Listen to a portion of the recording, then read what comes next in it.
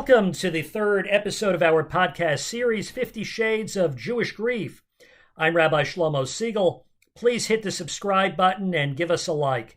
These podcasts are dedicated to the memory of Leonard ben Avraham. Today's podcast is called Jews and Tattoos. I'm sure each one of you has heard the myth that a tattooed Jew may not have the privilege of being buried in a Jewish cemetery. I will first touch on the issue of tattoos from the perspective of Jewish law. The prohibition of tattooing is found in the Torah. You shall not make gashes in your flesh for the dead or incise any marks on yourselves. I am the Lord. That is taken from the book of Leviticus. Our sages stress that tattoos are forbidden if they are permanent incisions in the skin.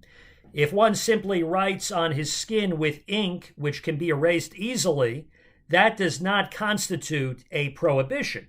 The prohibition against tattoos applies only to permanent marks on the skin. There is no problem, for instance, with children painting play tattoos on their skin, as long as the tattoo is non-permanent.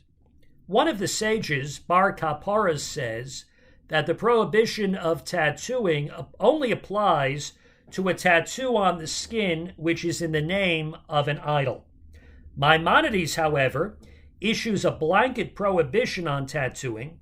He states that the pagans would tattoo themselves for the purpose of idolatry. Therefore, tattoos have a presumption of being associated with idolatry. Now that you understand the problem with tattoos from the perspective of Jewish law, I will address our original question: why do many people, Jews and non-Jews alike, believe that a deceased Jew with a tattoo is to be barred from burial in a Jewish cemetery? Rabbi Solomon Freehof of blessed memory once came up with a theory which might explain how people arrived at such an erroneous conclusion. He surmised that the verse in Leviticus speaks of two separate prohibitions. One, the heathen practice of cutting slits in one's skin, self-mutilation, as a mark of mourning for the dead. And in the same verse, there is the prohibition of tattooing.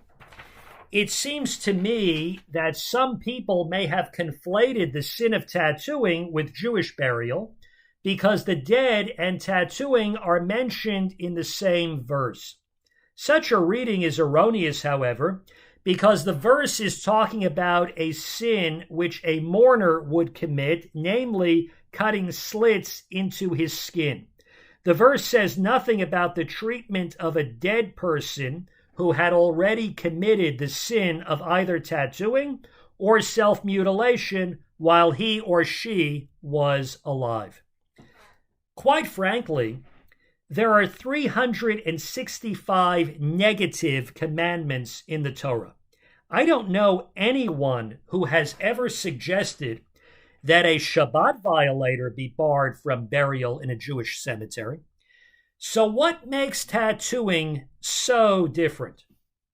I would surmise that the stigma of tattooed Jews is psychological.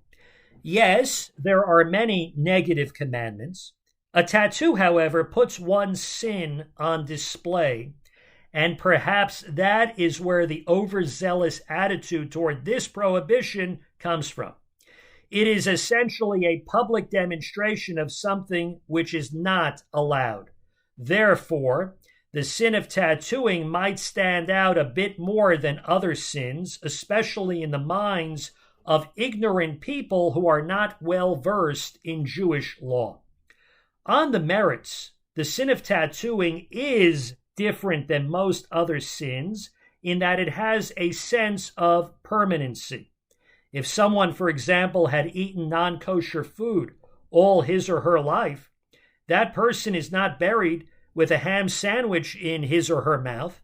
When it comes to tattoos, however, the person is buried with evidence of a sin that has been committed, and naturally the public may be more sensitive to a sin which one wears on his or her sleeve, so to speak. It's just that simple. In conclusion, a Jew with a tattoo is entitled to all the rights and privileges of a Jewish burial, just like any other Jew. With that said, however, I do believe that this discussion serves as a reminder that our bodies belong to God, and we are not free to do whatever we wish with them. In the words of the psalmist, I will give thanks unto you, O God, for I am fearfully and wonderfully made. Marvelous are your works, and that my soul knows very well. Please feel free to leave your questions or thoughts in the comment section below. I look forward to chatting with you.